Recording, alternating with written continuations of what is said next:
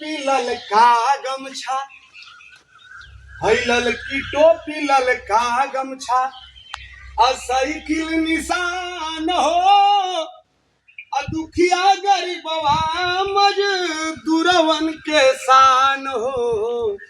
ललकी टोपी ललका गमछा, साइकिल निशान हो, आ दुखिया गरीब मजदूरवन के शान हो।